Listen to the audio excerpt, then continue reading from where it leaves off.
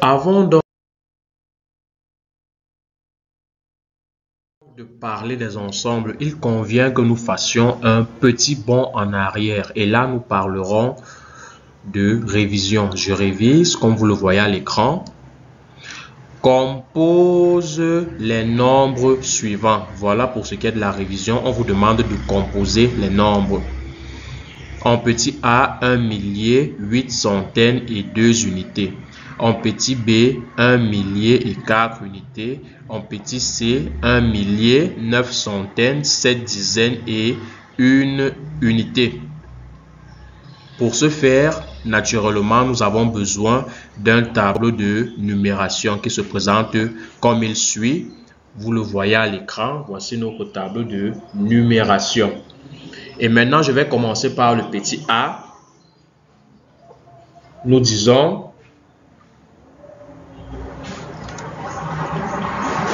1 millier.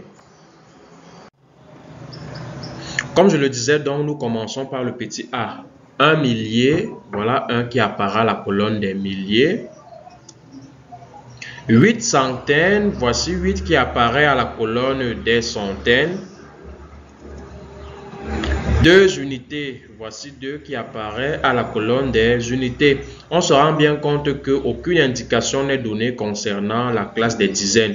Et lorsque nous n'avons pas d'informations concernant une classe, on comprend tout simplement que voilà, ce vide, il faut le combler par un 0. Et ça veut donc dire que 1 millier, 8 centaines et 2 unités n'est ni plus ni moins que 1802. Ça, c'est pour le petit a. En petit b, 1 millier et 4 unités. Nous allons 1 millier, 4 unités. Aucune information n'est donnée concernant les centaines et les dizaines. Et naturellement, ces vides, il faut les combler par des zéros.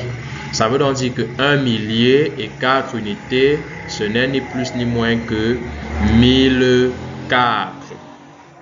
Très bien. Et enfin, le petit c, 1 millier, 9 centaines, 7 dizaines et 1 unité. Utilisons notre tableau de numération.